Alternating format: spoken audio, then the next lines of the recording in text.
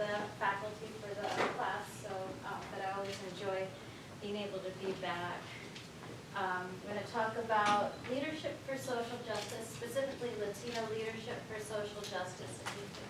I used to, you can see on the date there, talk about Latino leadership for a multicultural leadership. Are you able to go back? Yeah. You can page up probably, yeah. So the topic used to be Latino leadership for a multicultural age. But I really think we need to be talking about Latino leadership for social justice, especially in these times. So I have adjusted this, but I just wanted to touch back and give you some perspective on multicultural leadership versus leadership for social justice.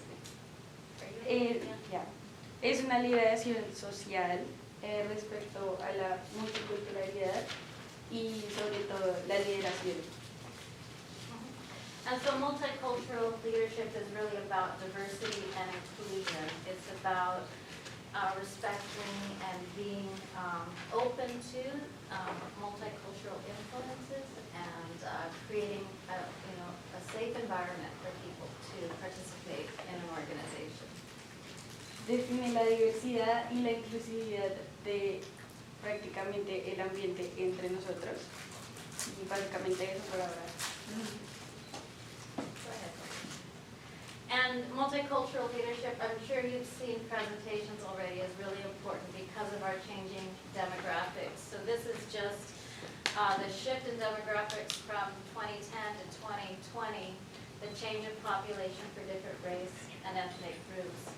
And you can see that the Latino or Hispanic population, the blue bar on top, had an 11 million person growth in the United States, whereas the population had a 5 million person growth. So larger and larger percentage of the population. We have the most diverse population entering the workforce right now that we've ever had in the United States. En esta gráfica pueden ver la demografía de nuestra raza y de otras razas. En la parte azul pueden ver que subió a más de 11 billones de personas y en la otra parte pueden ver cómo va incrementando en las otras razas. And the next graph is the underage 18 population, and you can see 2 or more races or Latino population on the top of the graph again, and look at the white bar on the bottom of the graph. So huge demographic differences. En esta gráfica de la demografía vamos a ver los que son menores de edad desde el 2010 al 2020, igual que en la anterior gráfica. Pueden ver que va como disminuyendo y al mismo tiempo pues es muy diferente que la otra. Pues acá hay una como saca de una persona que dice que es muy peculiar la sensación y que es muy consciente de lo que las personas van a ver a su alrededor o que va desde los ojos de otras personas. And multicultural leader, and when you're stepping into organizations that endorse multicultural leadership, they may not be open to change for social justice, they're just more interested in their self-interest. And you have to kind of judge what kind of organization you're in, whether you're in an organization that expects you to adapt to what the institution is doing. And this is where this quote comes from. It's talking about that need to code switch, that need to be maybe something different when you step into a certain organization. And there's a lot of research that says if you're different, if you're Latino and you're stepping into a predominantly white organization, you're going to have a lot more scrutiny, you're going to have a lot more questioning of whether you are working at the same caliber as other people in the organization. So this is just a quote from a researcher who talked about that you do have that extra layer of scrutiny, and then it makes you think about not only what you're doing, but also how you be seen within the organization. Dependiendo de la organización en la que esté escogida la persona o más bien dicho, cómo una persona tenga la capacidad de escoger una compañía, o realmente como la manera en que puedes ver la diferencia de estas dos, de lo que estamos hablando, del liderazgo social y también del liderazgo como latinos. And so he referred to this as double consciousness. You may feel that sometimes in certain environments you have to carry both of those thoughts at the same time. Dependiendo del ambiente social, van a ver que se ve mucho la diferencia y la diversidad de cómo se ven las cosas, dependiendo pues en el momento adecuado que esté. Okay. So we call this, when you're having to adapt to different environments, code switching. And I want to give you a chance at your table just to talk about where you feel that need to code switch. Ella les quiere hacer una pregunta respecto a lo que es code switch, y si saben más o menos en qué momentos lo pueden usar. So this is what I spoke to earlier, is this kind of thinking about what kind of leadership is expected in this organization, and how do I push from multicultural leadership to social justice leadership. So here's the social justice leadership part of the presentation. Yeah. Yes. And so this is a model. I want you to maybe take a picture with your phones, or I'll give this to Letty so that you have the whole slideshow. But I think this is a really important model for you to have in your head if you're thinking about how can I be a leader that's going to promote social justice. And this is a logic model. So a logic model means you're thinking about what is causing some kind of outcome. So here we have an outcome. It's inequality. In this case, we're looking at poverty. Okay? So we know that a lot of poverty exists in our country, that it's unequal in terms of wealth, who has money and who's in poverty. So this model looks at what are all the things we have to pay attention to and change in order to get to a different outcome, to be able to address that inequality. In this case, the model is looking at poverty, but you can use the same model for any inequality that you're concerned about. And we say that in order to change that inequality, you have to know the history. You have to know what created the current situation. You have to know who's in power and making decisions. You have to know what the values and beliefs are that are driving that decision making, and how the stories we tell, the narratives, how the narratives are influencing those values. If you pay attention to those four things and get different people at the table for deciding on the policies and the programs and the resource allocation, you can get to different outcomes.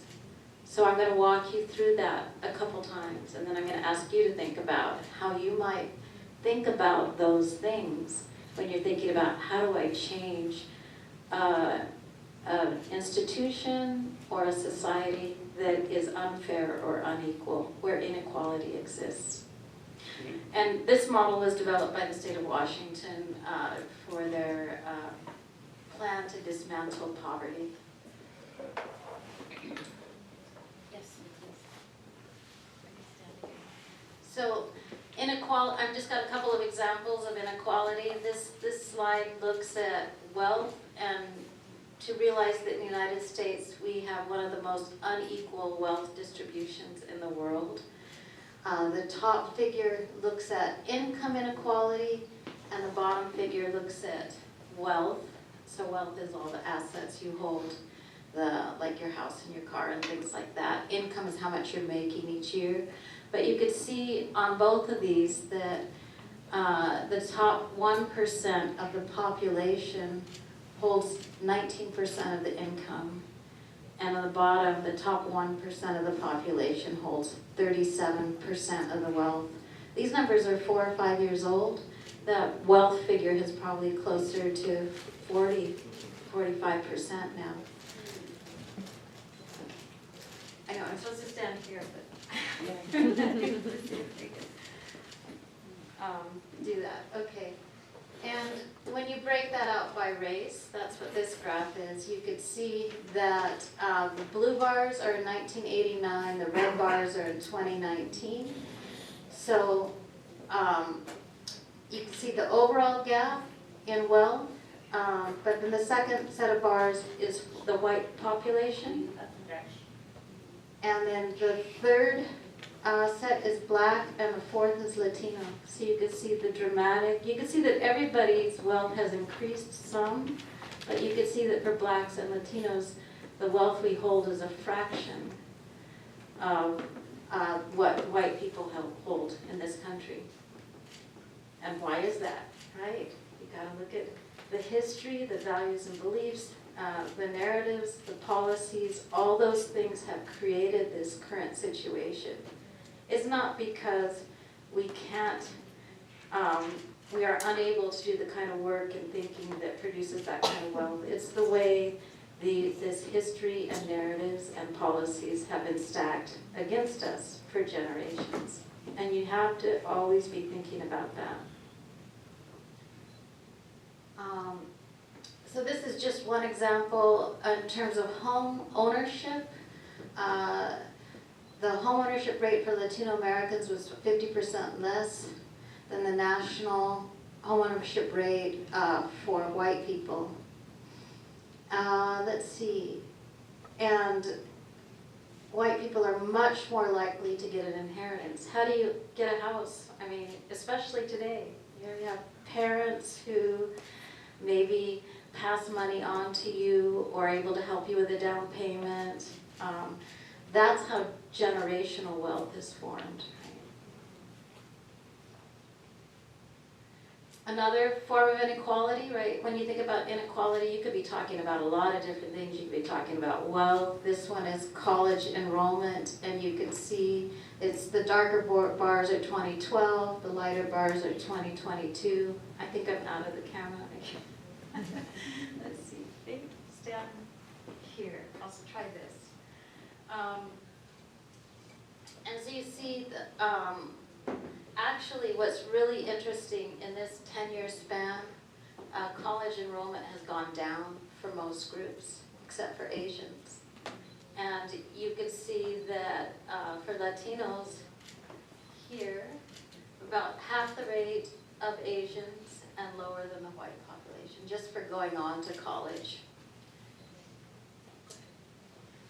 And this one is college completion. So you see Hispanic, the most recent data, at 34% versus 56% of the population. This is young adults completing college.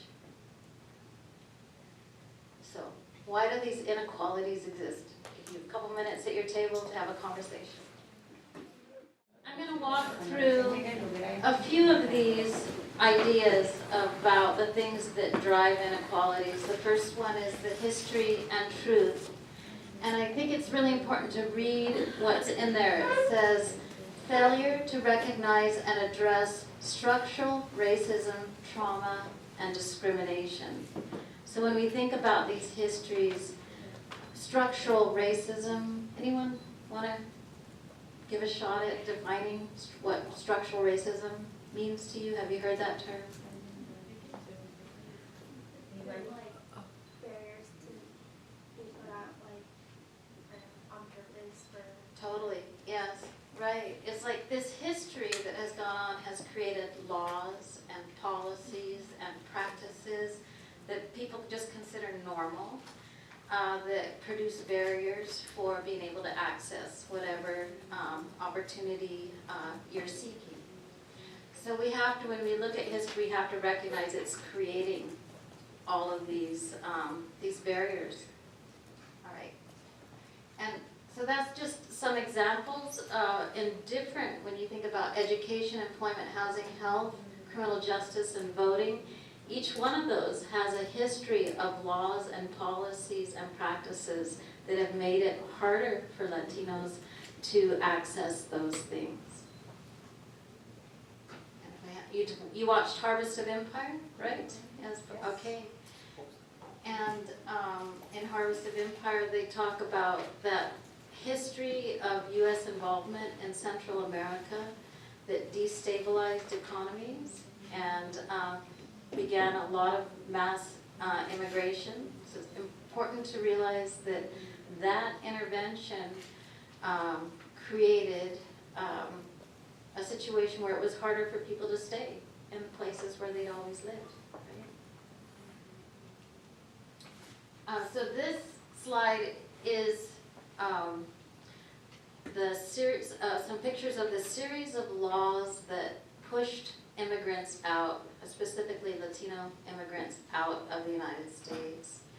And so over history, over time, the United States has used Latino immigrants particularly as a way to stabilize the economy, right?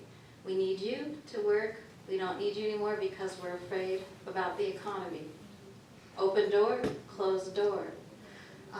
So you look at, and I may not get all the dates right because I don't have my notes in front of me, but on the far left, right when we went into the Great Depression, Latinos were pushed out of the country. They call it repatriation. Almost 2 million people put on buses, boats, trains, and I know, isn't it crazy? And sent back to Mexico. You know, I have a family story about that. My grandfather was disappeared, and it was always like a question in my family. Did he just leave my grandmother, or was he picked up in one of these raids, and we never saw him again? There's the Bracero program. In the middle, that picture of, you know, legally bringing in workers, but they never had citizenship status, but people were recruited into the country. And that was during World War II. So what happens in World War II? Where's the workforce in World War II? Fighting. Yeah, so the men are recruited to join the military, but all the industry in the United States needs workers. The government creates the Bracero program, kind of lets people in kind of, right, to work. And then as soon as World War II is over, they called it Operation Wetback, literally, Operation Wetback. People rounded up again, sent back over the border. You know, and then I have a picture of the Dreamers too, you know, trying to change policy to make it possible for people to have a little more security, for Dreamers to have a little more security, but no progress really on that. So you see that the U.S. government has this history of utilizing law and practices to include or exclude depending on the needs, economic needs of the country. And it continues, right up until this year, the change in immigration policy.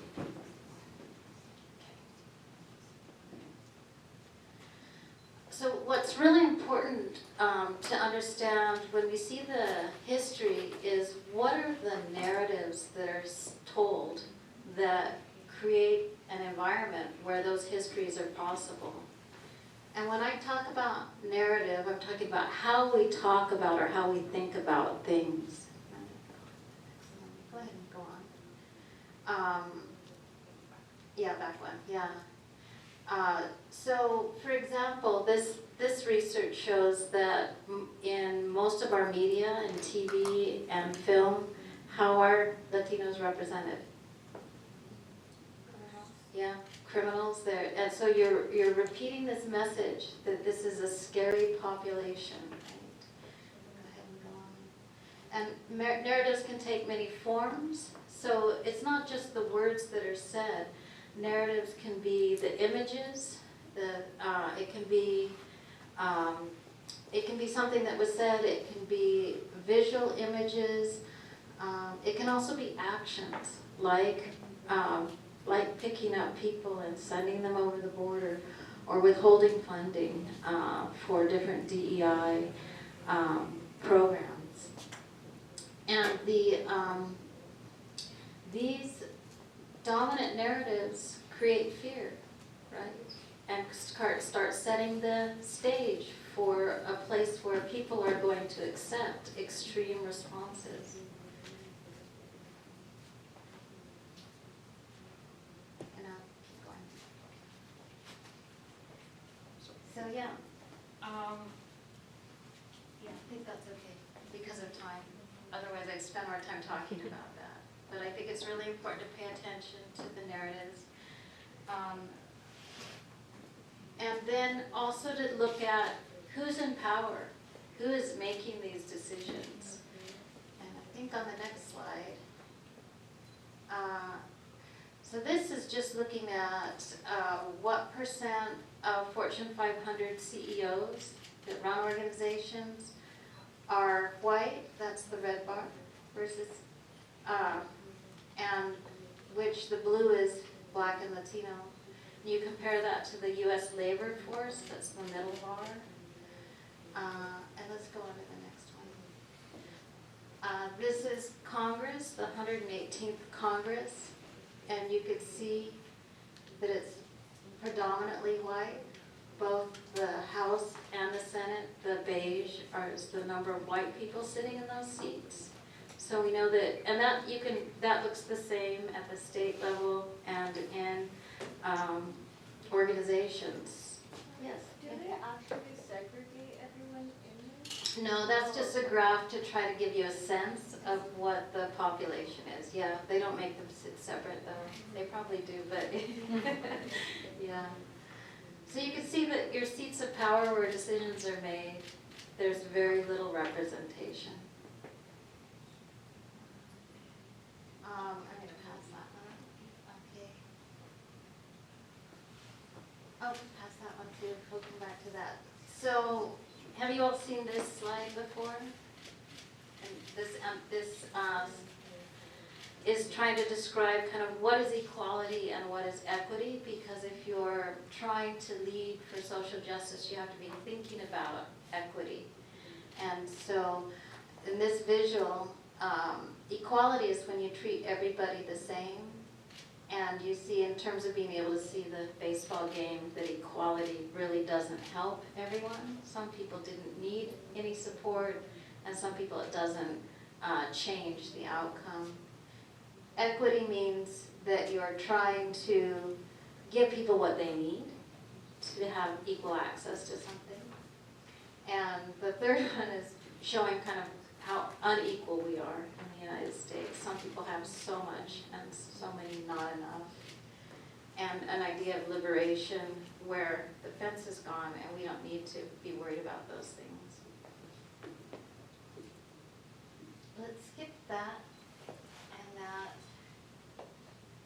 Let's skip that one too and that one. Okay. So if you want to take action as a social justice leader, some of the steps that you can take are getting the facts about the inequality that exists.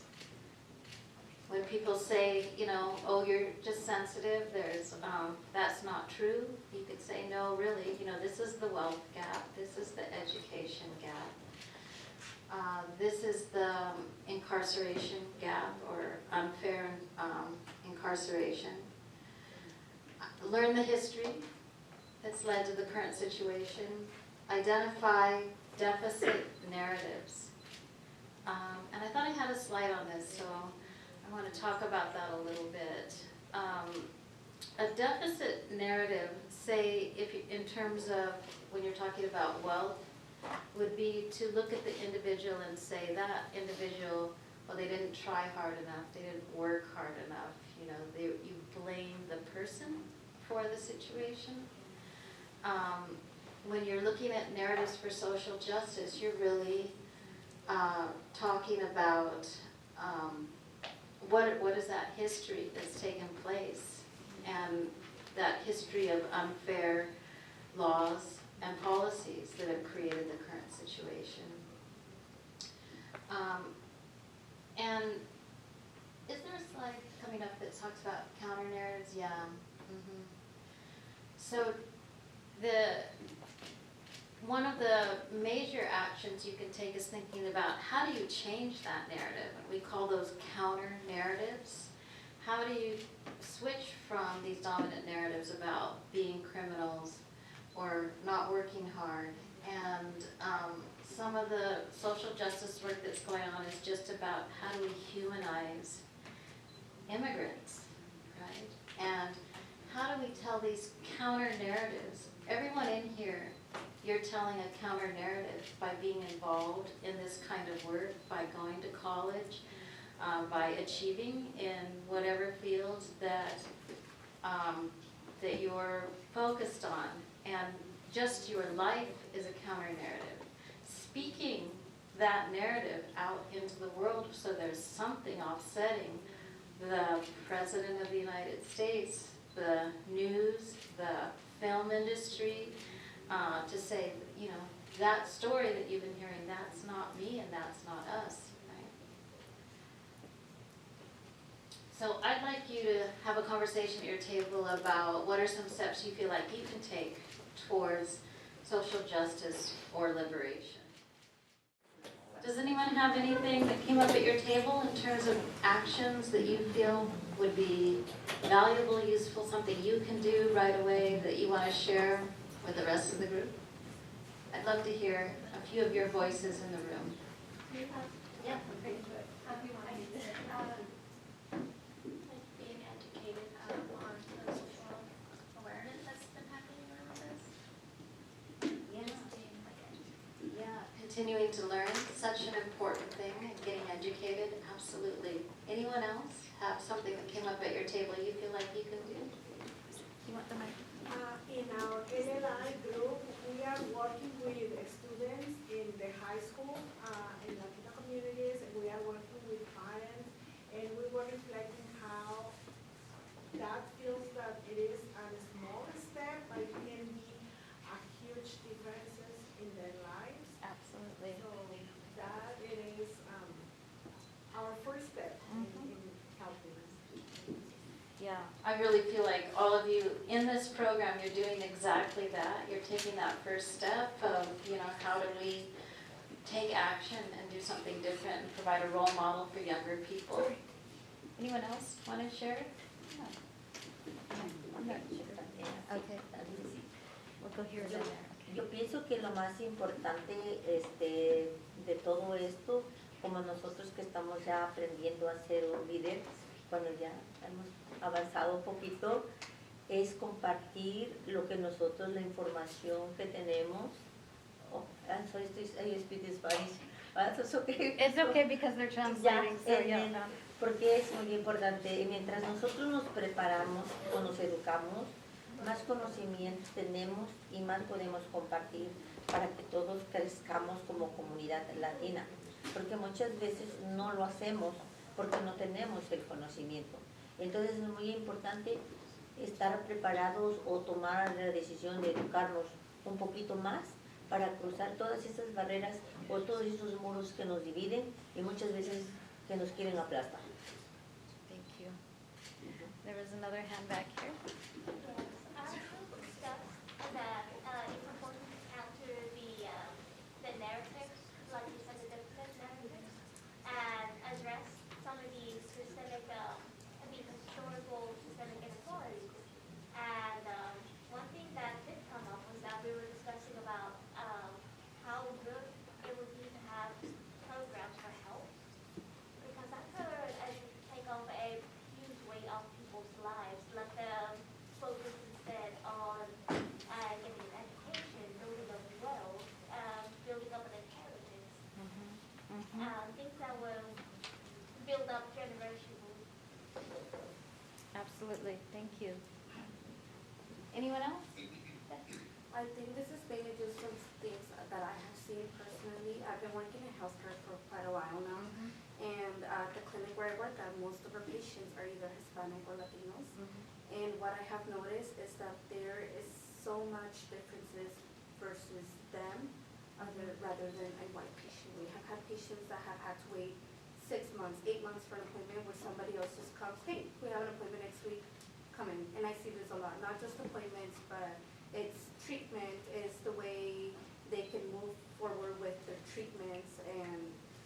how to treat them in general. I have gotten so many patients that come to us and they're like, we moved because of our language barriers. I didn't even know what was being told to me at my appointment. I think, and this is the perfect example I want to end with, is that you're going to be in organizations where you're going to observe these kinds of inequalities. In this case, it's like who gets access to treatment and better service in terms of healthcare. And then you have to decide in that organization, am I going to be sitting in the multicultural leadership spot where, you know, I'm not going to make waves, I'm not going to try to, I don't feel like I have power, right, to change things? Or are you going to try to figure out where are the places where I can actually have some influence and make a difference? And so maybe, you know, if you go to your supervisor and say, you know, here's some data, things that I've observed in terms of how patients are treated. And maybe your supervisor nods and then nothing happens. Maybe your supervisor denies that it's occurring. Or maybe your supervisor takes it really seriously and says we need to do something about that. We had, during the George Floyd era, so much intention to hire diversity, equity, inclusion directors and, organizations saying, yeah, we're making a commitment to DEI. And what happened in so many of these organizations, and you're continuing to see it, is that people who really pushed hard got pushed right out of the organization. And so that's the risk. And I think it's really important that you are very conscious of these risks as you start your career. How important is it to me? How much do I feel like I can push in this organization, knowing that some organizations aren't ready for social justice leadership? How much can I push? What little things can I do from where I'm sitting? Or is it so important to me that I'm willing to risk, my career in this organization, the potential of being pushed out because the organization's not ready to hear or respond to the things that you're raising. So I think I'm not going to say every single time you have to be the loudest voice banging on the door, calling attention to it. It may not be the right time, but that you're conscious of it, that you're making a very conscious decision of where you're going to sit in this continuum, the place that you're in at that point in time. So thank you so much. I really appreciate the opportunity to speak to you today. And